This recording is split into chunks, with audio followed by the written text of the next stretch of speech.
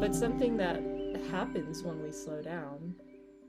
So, like, we've been basically going really fast for quite a while here, and we've had a lot of things to keep us occupied.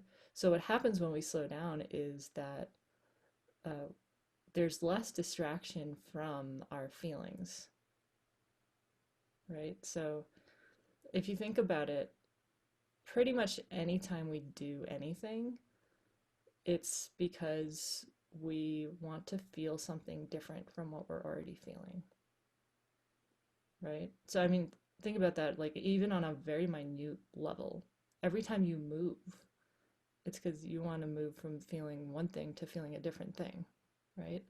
So, every time we go towards like some distraction, we turn on the TV, we pick up our phone, we um, I don't know, you know, there's like everything basically. Eat a cookie. All these things are because we want to feel something different from what we're already feeling. So I don't want to feel lonely, so I'm gonna go look at Instagram. I don't want to feel sad, so I'm gonna have a drink. Everyone has their things, right? You probably all have your things. And everyone gets like real weird with their things when they're left to their own devices for a long time, which I think is what is happening for all of us or for a lot of people in the pandemic, you know. We're like kind of just like with our habits and we get weird and like I start eating a lot of goat yogurt and like taking tons of really long baths. Next, I'm gonna like start taking baths in goat yogurt next.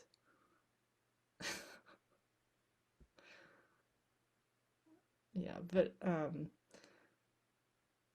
it's not like I'm not trying to condemn like doing weird stuff to try to avoid feeling your feelings because I think it's helpful sometimes to just have something to like, okay, I've had enough of like the bombardment of life and I need to just eat a cookie right now. You know, I need to just do something that feels nice. But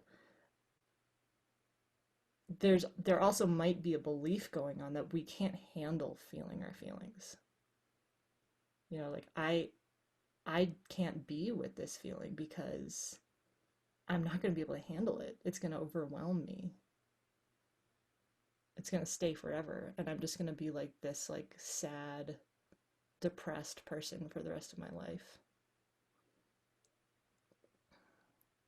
Or shame. Like, shame is a really big one for me. Like, I'm just going to feel like embarrassed and like down on myself forever if I let myself open to that feeling even just a little bit.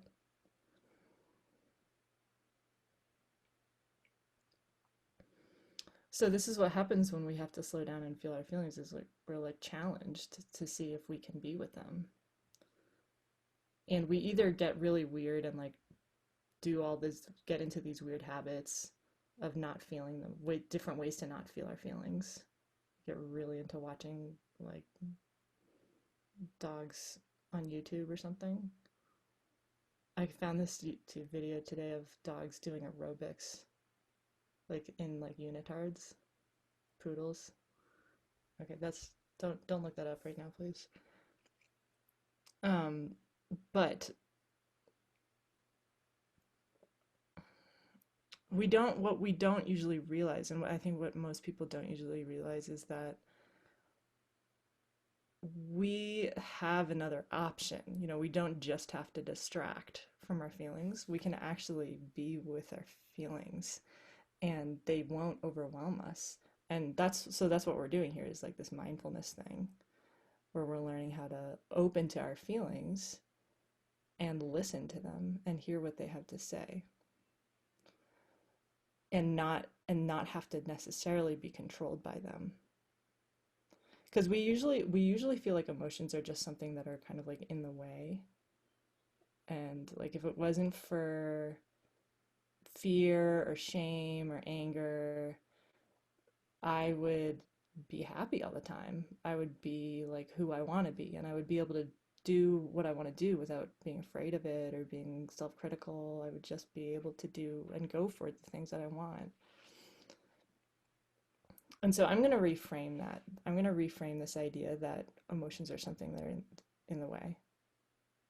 What if emotions were actually leading us to something good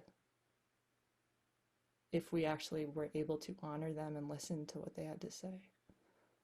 So what if every emotion had some really important piece of information that it was holding for us about what we deeply care about and what we deeply want?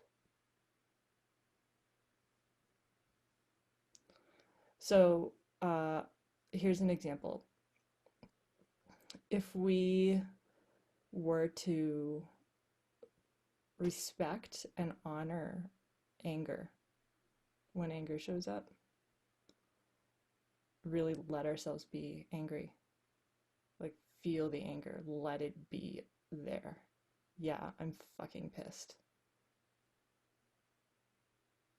And honoring it. And like letting myself be pissed for as long as I need to be pissed for.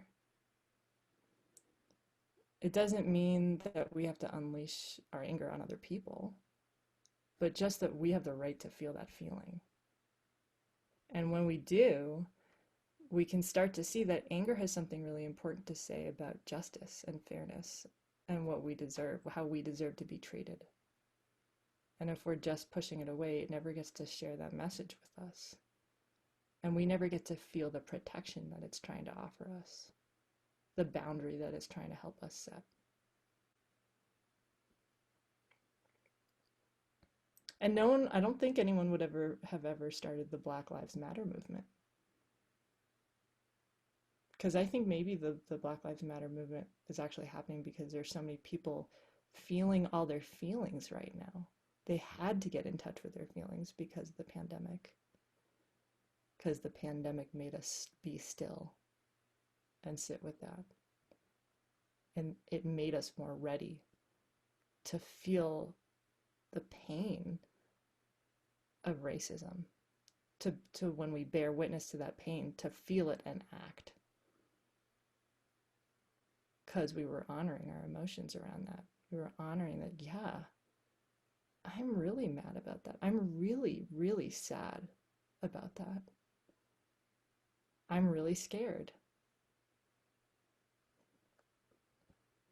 And so now all this momentum has occurred because people have really connected with the value that those emotions were trying to deliver.